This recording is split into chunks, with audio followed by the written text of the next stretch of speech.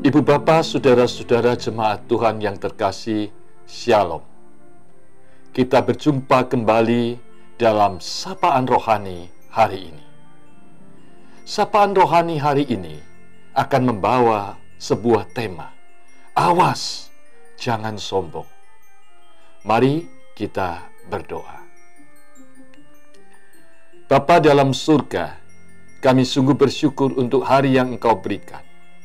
Ajarilah kami Tuhan untuk menyadari bahwa hidup ini adalah anugerah Tuhan. Ajarilah kami mengerti bahwa ada kedaulatan Tuhan dalam setiap kehidupan kami. Berikanlah kepada kami Roh Kudus, sehingga dengan hikmat Tuhan kami boleh memahami firman. Berfirmanlah ya Tuhan kepada kami, kudus dan layakkanlah setiap kami, terutama hamba-Mu yang akan menyampaikan sabda-Mu. Dalam nama Tuhan Yesus Kristus, kami mohon. Amin. Awas, jangan sombong. Itulah yang menjadi tema dari bacaan kita dari Yesaya pasal 2, ayat 6 sampai 22. Teristimewa kita akan perhatikan ayat 11, ayat 12, dan ayat 17. Manusia yang sombong akan direndahkan, dan orang yang angkuh akan ditundukkan. Dan hanya Tuhan sajalah yang maha tinggi pada hari itu. Sebab Tuhan semesta alam menetapkan suatu hari untuk menghukum semua yang congkak dan angkuh, serta menghukum semua yang meninggikan diri supaya direndahkan. Manusia yang sombong akan ditundukkan, dan orang yang angkuh akan direndahkan. Hanya Tuhan sajalah yang maha tinggi pada hari itu.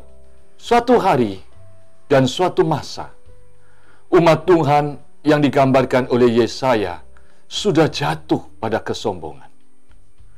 Mereka kaya, mereka punya kekuatan tentara yang dahsyat. Mereka pun penuh dengan harta benda. Bahkan mereka dihormati oleh bangsa-bangsa. Disitulah mereka sudah lupa bahwa mereka sudah jatuh pada kesombongan. Kesombongan yang dimaksud adalah mereka tetap menyembah Tuhan kelihatannya. Mereka tetap beribadah kepada Tuhan. Mereka kelihatan sebagai umat yang menghormati Tuhan. Namun dalam praktek hidupnya, mereka sesungguhnya mengandalkan harta benda, kekuatan kepada tentara, dan kekuatan kepada harta kekayaan mereka. Sesungguhnya mereka mengandalkan pada dirinya sendiri. Itulah yang dikatakan bahwa mereka penuh dengan emas dan perak, tidak terbatas harta bendanya, negerinya penuh dengan kuda, dan tidak terbatas jumlah keretanya, di ayat yang ke-7.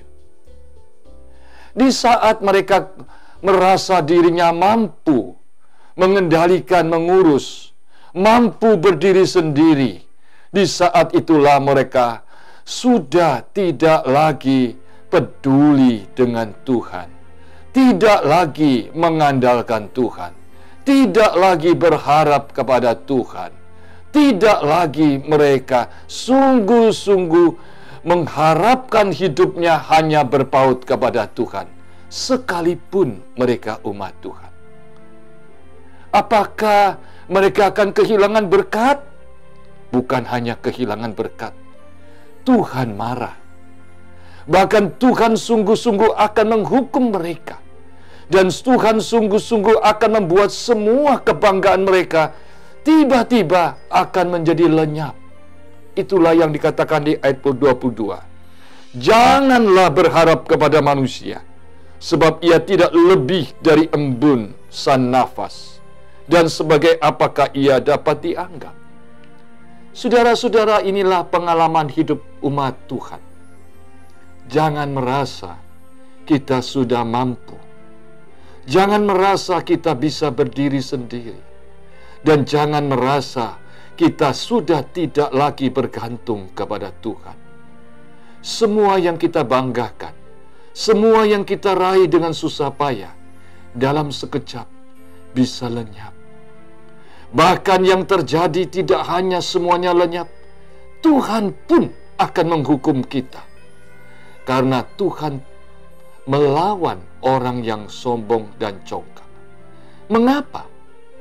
Karena seseorang ketika dia sudah sombong, sudah tidak lagi menganggap Tuhan, tidak menghargai Tuhan, maka dalam dirinya, dia menganggap dirinya adalah Tuhan untuk dirinya sendiri.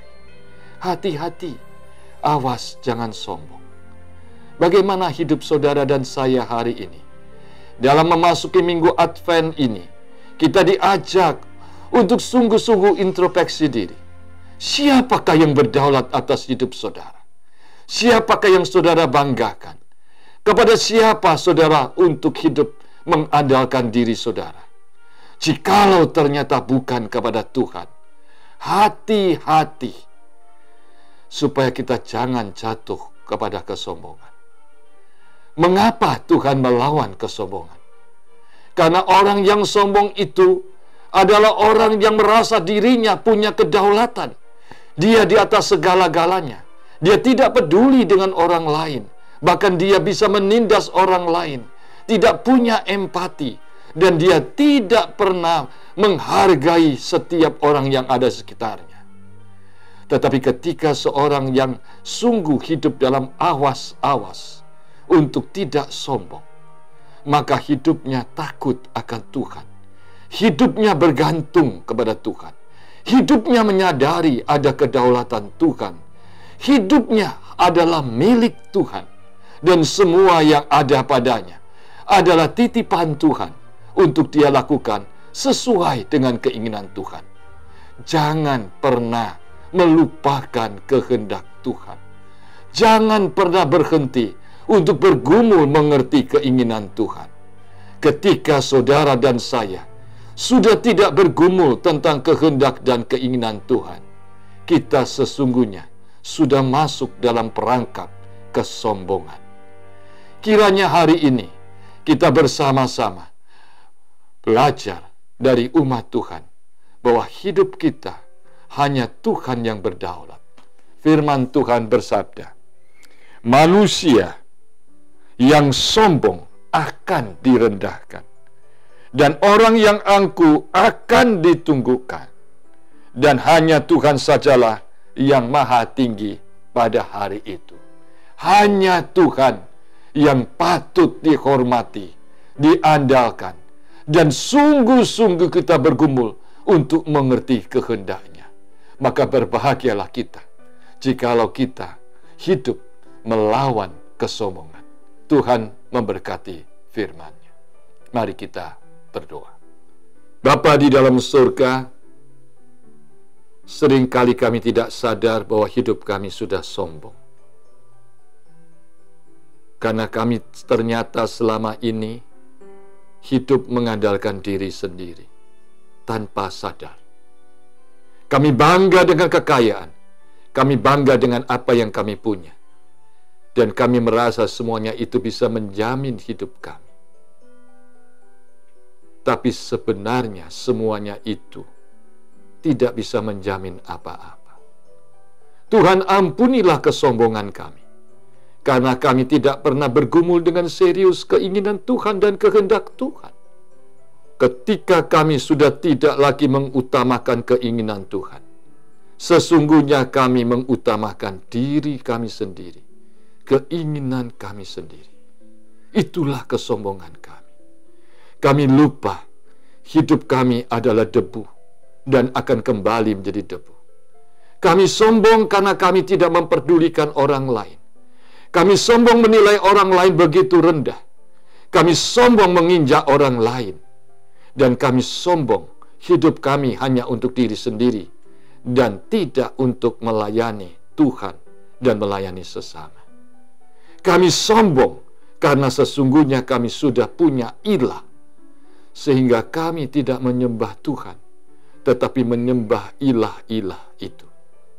Tuhan, biarlah dalam masa-masa Advent ini, Engkau menolong kami melepaskan dari kesombongan kami.